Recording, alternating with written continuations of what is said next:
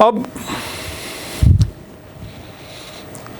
इन मुख्य देशों, सार्क के या साउथ एशिया के मुख्य देशों से भारत के संबंध और उन पर ऐतिहासिक नज़र। इसके बाद हम आते हैं भूटान पर। भारत और भूटान।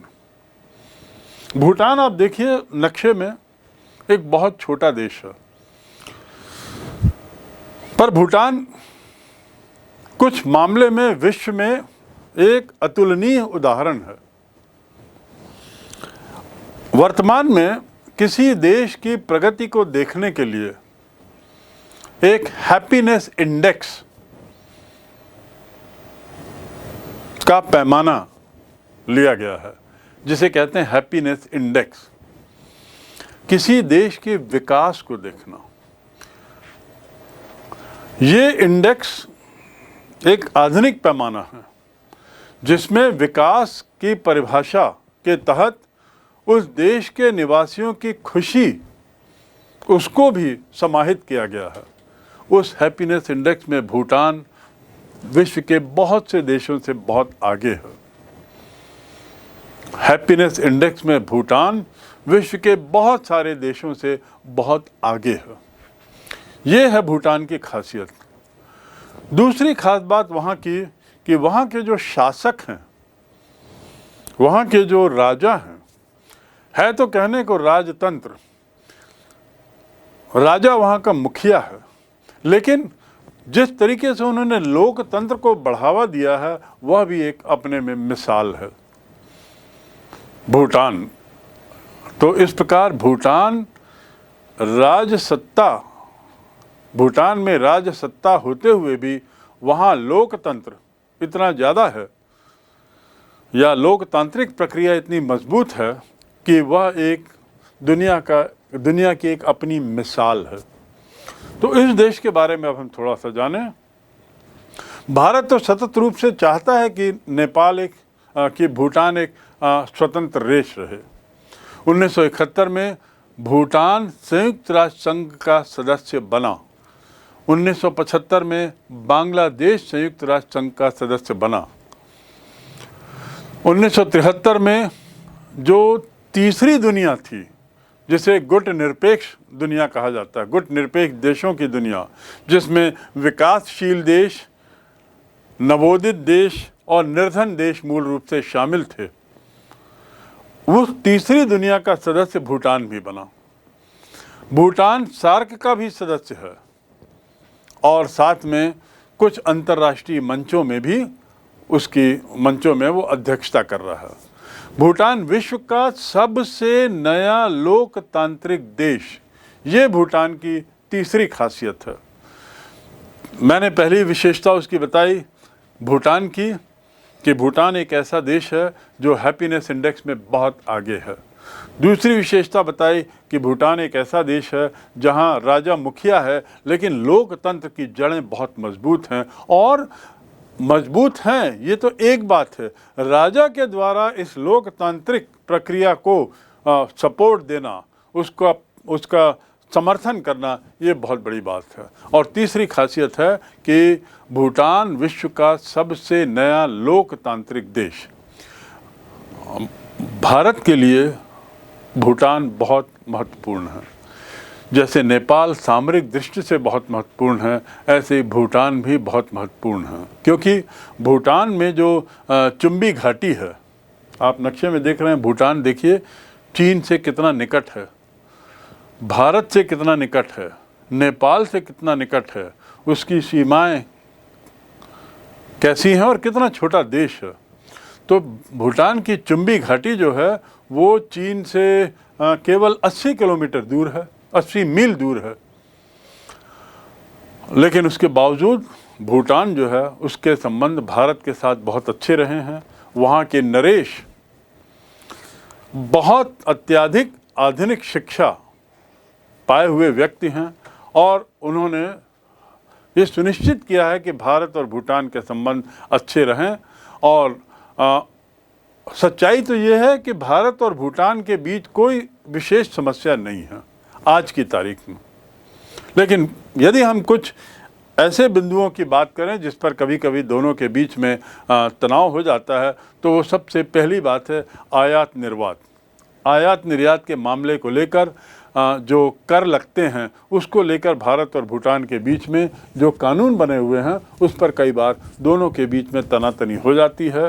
लेकिन इस मामले को सुलझा लिया गया है और ये बात भारत के तत्कालीन प्रधानमंत्री ने 1977 में कह दी थी, तत्कालीन विदेश मंत्री ने, कि भूटान के माल पर वो जो आवाजाही के जो कर हैं वो नियम लागू नहीं होंगे। कुल मिला के व्यापार के मामले में कोई मुद्दा जो था उसे सुलझा लिया गया है। पर्यटकों के मामले में परमिट सिस्टम को लेकर भी उस मामले को अब सुलझाने की कोशिश की गई और वर्तमान में स्थिति ये है आज की तारीख में कि ये परमिट जो है उसे न्यूनतम कर दिया गया है। जैसे नेपाल के साथ भारत के संबंधों में एक समय बिल्कुल मुक्त व्यापार था, ऐसे ही भूटान के साथ कुछ हद तक इन संबंधों को निभाने की कोशिश की गई है। भूटान आने में परमिट नहीं मिलने से उसे राजस्व की जो हानि होती थी उसको भारत ने बड़ी उदारता से उसको निपटाने का प्रयास किया है। कई बार अंतर्राष्ट्रीय मुद्दों पर भी उसने भारत से कुछ अलग नीति अपनाई है। सार्क देश होने के नाते सार्क के मंच में जो देश शामिल हैं, किसी एक मंच में कोई देश यदि शामिल हो तो अपेक्षा की जाती है कि अंतर्राष्ट्रीय मामलों में वे एक ही नज़रिया रखेंगे, किसी भी मुद्दे दर मुद्दे एक ही नज़रिया रखेंगे। लेकिन जैसी समस्या पाकिस्तान के साथ है, जैसी समस्या कुछ अन्य देशों के साथ है, भूटान भी उसमें अकेला नहीं है। अन्य देशों की तरह भूटान भी कई अंतर्राष्ट्रीय मुद्दों पर एक अलग स्टैंड लेता है और परिणाम स्वरूप क्या होता है कि भारत और भूटान एक अच्छे पड़ोसी राष्ट्र होते हुए भी अंतर्राष्ट्रीय मंचों पर कई बार एक दूसरे का विरोध करते हुए नजर आते हैं, जो कि एक अच्छा पिक्चर नहीं जाता। उदाहरण के लिए भारत ने जो परमाणु परीक्षण किया था, उस परमाणु परीक्षण अप्रसार संधि को भारत जहां इसे गलत मानता है, इसे पक्षपातपूर्ण मानता है, वहीं भूटान इस संधि के पक्ष में है। अंतर्राष्ट्रीय परमाणु अप्रसार संधि क्या है? इसके तहत संधि पर हस्ताक्षर करने वाले देश ये वादा करते हैं कि वे किसी भी तरह का परमाणु प्रयोग नहीं करेंगे, परमाणु प्रयोग ही नहीं करेंगे। अर्थात जिन देशों के पास परमाणु सुविधाएं हैं वे उनके पास बनी रहेंगी, पर कोई नए देश परमाणु प्रयोग नहीं करेंगे। इसके मायने और क्या हुए कि जिनके पास परमाणु हथियार हैं, परमाणु परीक्षण की जानकारी है, उनका एकाधिकार बना रहेगा। भारत इस एकाधिकार के खिलाफ था और इसलिए भारत ने इस परमाणु अप्रसार संधि पर हस्ताक्षर करने से इनकार कर दिया। लेकिन भूटान ने दूसरी ओर उसने इस संधि को सही मानते हुए इसका पक्ष लिया है। इस मुद्दे को भी लेकर दोनों के बीच में थोड़ी तकरार है, लेकिन ये अंतर्राष्ट्रीय राजनीति का मामला भी है। चीन जो है अगला मुद्दा, यदि हम देखें दोनों के बीच में तनाव का, तो चीन जब तब भूटान की सीमाओं पे अतिक्रमण करता है। चीन जब तब भूटान की सीमाओं को लांघ कर उसके अंदर चला जाता है। भारत को स्वाभाविक है इससे चिंता होती है। और दूसरा भारत की चिंता का विषय है कि वहाँ जो शरणार्थी हैं, तिब्बती शरणार्थी, वे भूटान में रहते हैं, उन्हें निकाल न दिया जाए। और भारत सतत ये प्रयास करता है कि उन्हें नागरिकता दी जाए। इसके बाद अगली चिंता सामरिक स्थिति।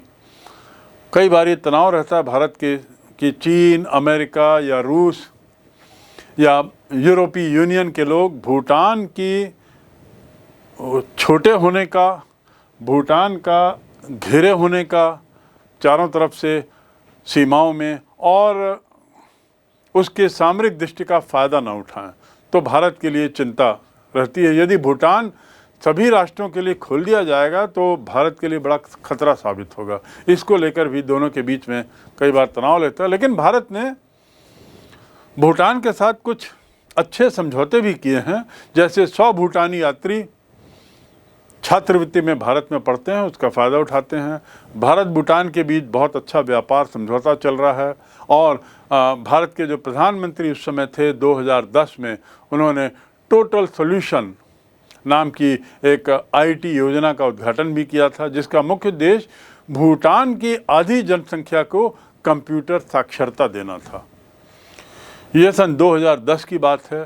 तो भूटान के आधुनिकीकरण में, क्योंकि मैंने जैसा आपको बताया कि भूटान के नरेश एक बहुत आधुनिक विचारों के व्यक्ति हैं, बहुत पढ़े लिखे व्यक्ति हैं, उन्होंने इस दिशा में प्रयास किया और भारत के प्रधानमंत्री ने उनकी इस बात को स्वीकार करते हुए आधी जनसंख्या को IT यानी इंफॉर्मेशन टेक्नोलॉजी, कंप्यूटर नॉलेज में उन लोगों को कंप्यूटर साक्षरता प्रदान करने के लिए समझौता किया। इसलिए हम कह सकते हैं कि भूटान एक छोटा पर्वतीय राष्ट्र है जो घाटियों से घिरा है, उस घाटियों में ही बसा हुआ है और भारत की सीमाओं से होने के कारण ये भारत के लिए अहम क्षेत्र है, अहम राष्ट्र है। भारत के साथ कोई विशेष मुद्दे नहीं हैं। जिस मुद्दों का मैंने जिक्र किया है वे मुद्दे समय समय पर द्विपक्षीय तरीके से भारत और भूटान ने सुलझाने का उसको प्रयास किया है, लेकिन निष्कर्ष निचोड़ ये कि दोनों के संबंध अच्छे ही हैं। इस प्रकार हम कुल मिला के देखते हैं कि भारत का हित भूटान के साथ बहुत जुड़ा हुआ है।